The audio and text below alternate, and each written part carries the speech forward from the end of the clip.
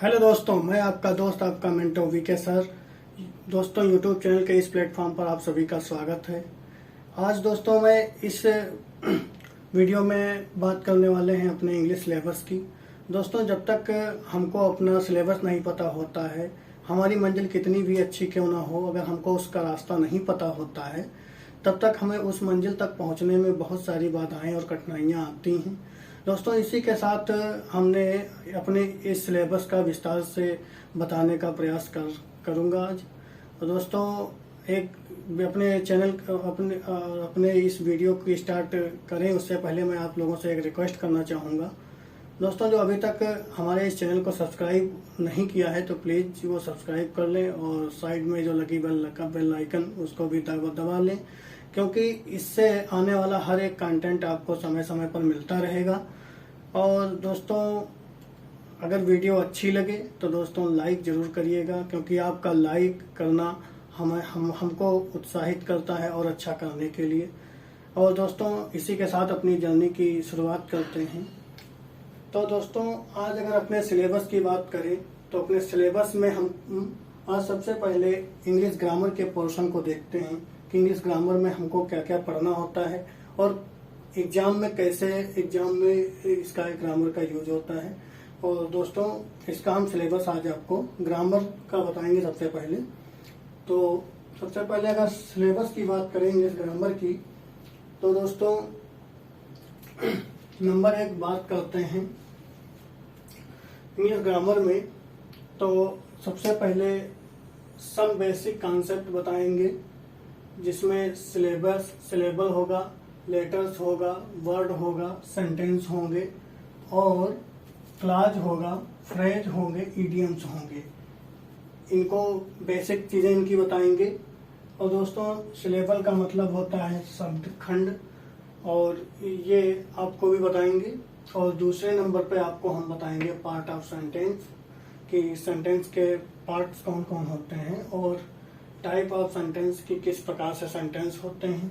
और चौथा बताएंगे डिटर्मिनर यानी आर्टिकल्स को बताएंगे। और पांचवा बताएंगे आपको और part of speech. Part of speech में सबसे पहले आता है noun, pronoun, adjective, verb, adverb, conjunction, preposition, interjection, ये आती हैं आपको पार्ट ऑफ स्पीच में। ये भी सब आपको बताई जाएंगी। और आपको अगर 6 नंबर पे बात करी जाए तो टाइम एंड टेंस, जो कि हम डिटेल में बताएंगे। आपको कंडीशनल सेंटेंस या हाइपोथेटिकल सेंटेंस। हाइपोथेटिकल सेंटेंस वो होते हैं दोस्तों जिसमें काल्पनिक, जैसे कि काश मैं एक चिड़िया होता तो मैं उड़ता होता, इस टाइप के जो सेंटेंस होते हैं वो हाइपोथेटिकल सेंटेंस में आते हैं। और नंबर 8 पे आपको बताएंगे concept of narration. Concept of narration में हम आपको डायरेक्ट इनडायरेक्ट बताएंगे। और 9 नंबर पे आपको बताएंगे concept of voice. Concept of voice बताएंगे। वॉइस 2 तरह से होती हैं, नंबर 1 एक्टिव वॉइस और नंबर 2 पैसिव वॉइस। अगर 10 नंबर की बात करी जाए तो सब्जेक्ट वर्ब एग्रीमेंट, इसको भी बताएंगे। क्वेश्चन टैग, ये भी बताएंगे। सिंथेसिस, ये भी बताएंगे। नॉन फाइनाइटिव वर्ब में आती हैं इनफाइनाइटिव, जीरेंड और पार्टिसिपल।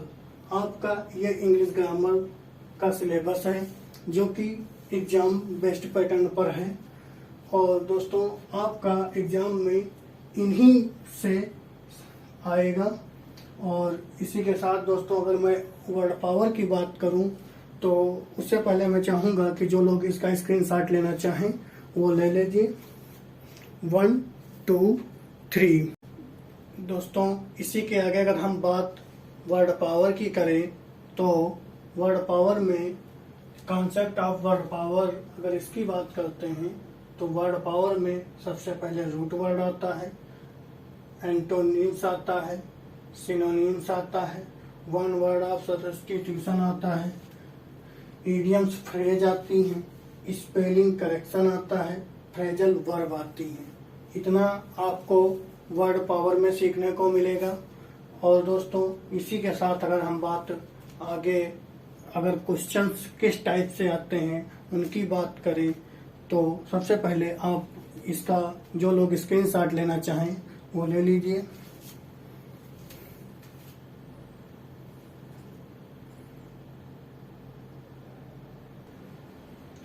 दोस्तों अगर हम बात करें कि जो एग्जाम में क्वेश्चंस आते हैं, अगर हम उनकी बात करें कि किस आधार पे आते हैं, कैसे आते हैं, उसका अगर थोड़ा कॉन्सेप्ट के बारे में अगर बात करें हम, तो सबसे पहले आता है स्पोर्टिंग एरर, यानी स्पोर्टिंग एरर या कॉमन एरर। स्पोर्टिंग एरर या कॉमन एरर में जनरली अभी तक जो हमने देखा है उसमें या तो ग्रामेटिकल एरर दिया जाता है, या तो कोई नाउन का फंक्शंस दिए होते हैं जो गलत होते हैं, या प्रोनाउन होता है, या एडजेक्टिव होता है, या वर्ब हो, या तो कोई वर्ब का पार्ट होगा, वर्ब से रिलेटिव होगा, या आर्टिकल से रिलेटिव होगा, या पार्टिसिपल से रिलेटिव होगा, या एडवर्ब से रिलेटिव होगा।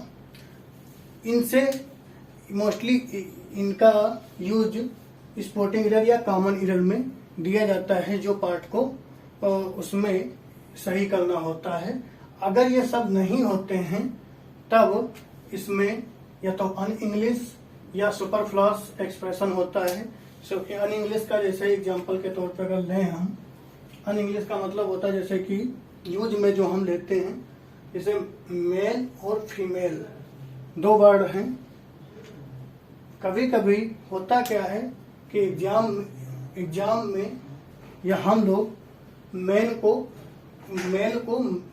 ओमेन और मेल को मैन और फीमेल को ओमेन मान लेते हैं, ज्यादातर होता है यही। और एग्जाम में यही गलती देता है कि जैसे एक सेंटेंस अगर लें, the females of my house do not agree this proposal. The female of my house do not agree this proposal sentence, क्योंकि दोस्तों यहाँ पर फीमेल्स का यूज किया गया है, क्योंकि मेल और फीमेल सेक्स यानी लिंग को दर्शाते हैं, ना कि स्त्री पुरुष का होना होता है। तो यहाँ पर बात कर रहा है किसी व्यक्ति या किसी महिला की, तो यहाँ पर मेल्स ना हो करके, फीमेल्स ना हो करके यहाँ पर ओमेन होगा। जैसे एग्जाम्पल के तौर पर, the women of my house do not agree this proposal, यानी कहने का मतलब है हमारे घर की औरतें इस प्रस्ताव से सहमत नहीं होंगी। लेकिन यहाँ पर फीमेल्स था, क्योंकि ये लिंग को दर्शाता है, यानी स्त्री को, ये लिंग को दर्शाता है, यानी सेक्स को दर्शाता है। और दूसरा जो ओमेन है, ये जो इसी तरह जो मैन है, यानी मेल जो है, उसका अगर एग्जाम्पल लें तो the man of my house, यानी हमारे घर के आदमी या व्यक्ति, do not agree this proposal, इस प्रस्ताव से सहमत नहीं होंगे। अगर यहाँ पर हम मैन की जगह पर मेल कर दें तो ये सेंटेंस गलत हो जाएगा, क्योंकि यहाँ पर हमसे सेंटेंस का वाक्य व्यक्ति के लिंग की बात नहीं कर रहा है, व्यक्ति बल्कि उसी व्यक्ति की बात, मतलब किसी व्यक्ति या औरत की बात कर रहा होता है। तो इसलिए इसमें कभी कभी ये अन इंग्लिश यूज हो जाता है। और अगर सुपरफ्लूअस एक्सप्रेशन की बात करा जाए तो सुपरफ्लूअस एक्सप्रेशन का मतलब होता है कभी कभी आवश्यकता से अधिक के बारे में यूज हो जाता है। जैसे रेदर का अर्थ होता है आ लिटिल, यानी नाम मात्र का, या नॉट वेरी, या बहुत ज्यादा नहीं, इसका रेदर का मतलब होता है। लेकिन जब रेदर के साथ कभी भी वेरी का प्रयोग होता है तो वह सेंटेंस गलत हो जाता है। क्योंकि रेदर के साथ वेरी का प्रयोग नहीं होता है। एग्जाम्पल के तौर पर अगर देखें तो she was rather very happy, कहने का मतलब है कि वह थोड़ा बहुत बहुत हैप्पी थी, मतलब वह थोड़ा बहुत बहुत हैप्पी थी। इसका अर्थ यही निकला, तो यानी सेंटेंस गलत हो जा रहा है। यहीं पर अगर हम बात करें शी वाज रेदर हैप्पी, यानी कहने का मतलब है कि वह थोड़ा बहुत खुश थी। या अगर वेरी का यूज करें तो हम रेदर का प्रयोग, इसमें कहीं वेरी का प्रयोग नहीं होता है। रेदर के साथ अगर हमको वेरी का प्रयोग करना होता है तो रेदर को नहीं लेंगे। शी वाज वेरी हैप्पी, मतलब यह वह बहुत प्रसन्न थी।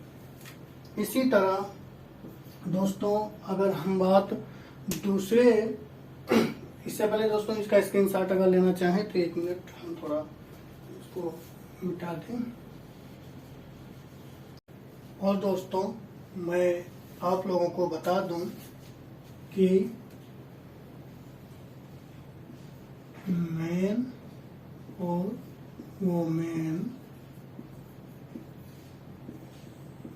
का प्लूरल MEN होता है, मैन का मैन, और वोमेन का होता है वोमेन। ए का ई हो जाता है। ये मैन और वोमेन का प्लूरल होता है।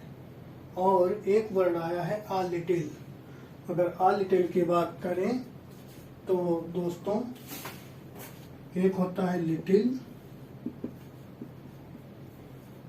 एक होता है आ लिटिल, और एक होता है द लिटिल।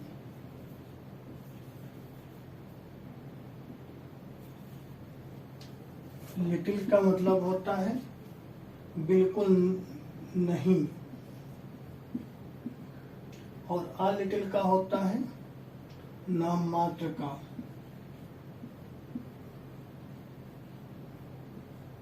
और द लिटिल का मतलब होता है सफिशिएंट, यानी पर्याप्त।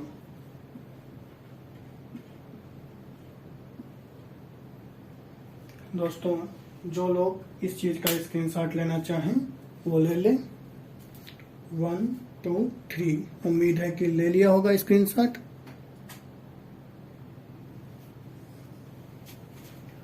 उम्मीद है दोस्तों कि हमने क्या बोलते हैं स्पोर्टिंग द ईयर या कॉमन ईयर के बारे में समझ लिया होगा।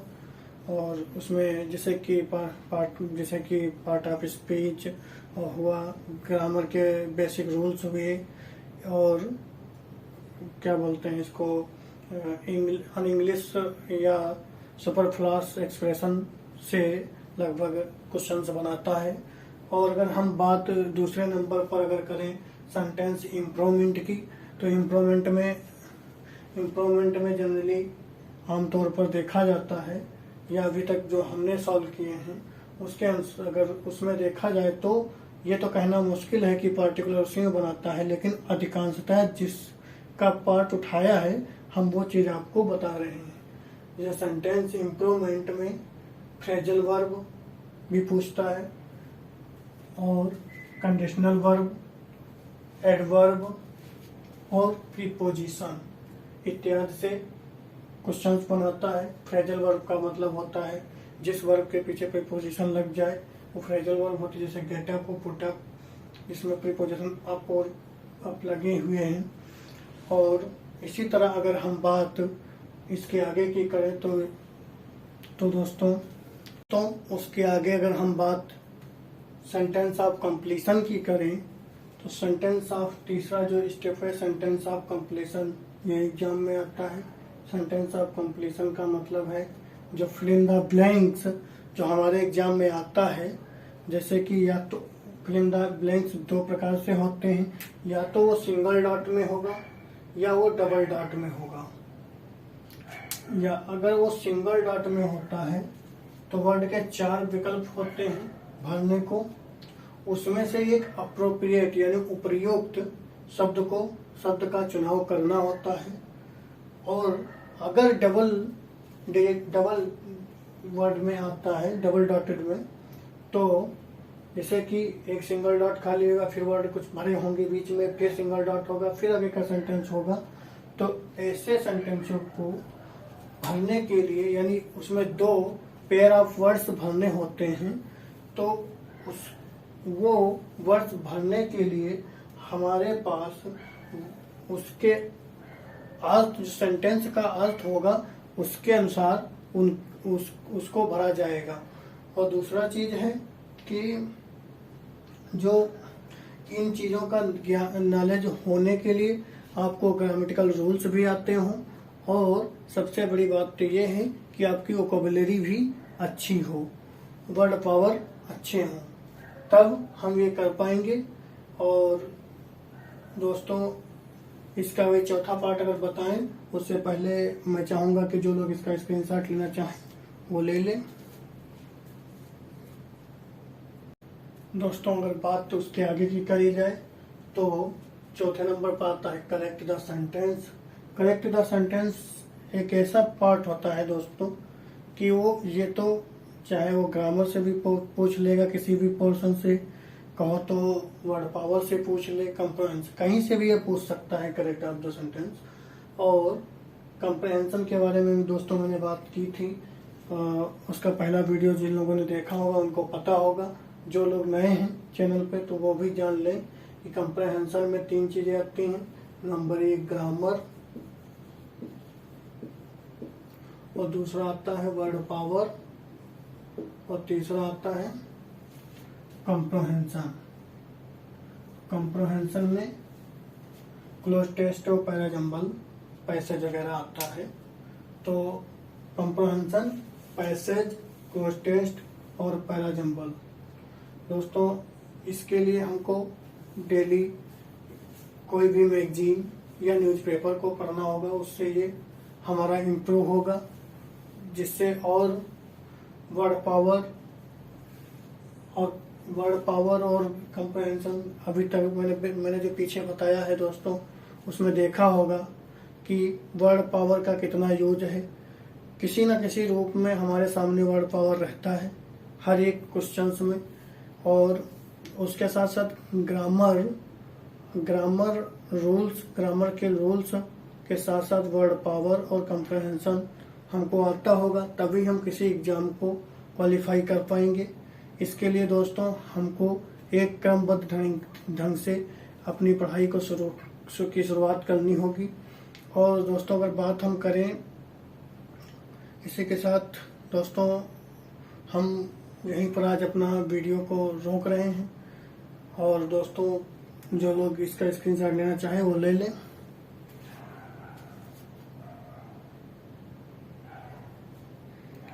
और दोस्तों, मैं बताना चाहूँगा कि मैं आपको आज पूरा लगभग इंग्लिश का सिलेबस बता दिया हूँ, और इसी सिलेबस के अनुसार मैं आपको पढ़ाऊँगा। ग्रामर और वर्ड पावर भी पढ़ाऊँगा। जो ग्रामर वर्ड पावर जो इंग्लिश न्यूज़पेपर से रिलेटिव होगा। और दोस्तों, इसी के साथ हम अपनी इस वीडियो का यहीं पर रोकते हैं आज, और उम्मीद है कि आप लोगों को अच्छा लगा होगा। अगर अच्छा लगा हो तो प्लीज़ लाइक कर दीजिएगा, और हाँ, जो लोग अभी तक सब्सक्राइब नहीं किए हैं वो प्लीज़ सब्सक्राइब कर लीजिएगा। आने वाला कंटेंट आपके लिए बहुत ज़्यादा इम्पोर्टेंट होने वाला है। और दोस्तों, इसी के साथ मैं यहीं पर अपनी क्लास को पूर्ण विराम देता हूँ, और thank you for watching this video, and till then take care.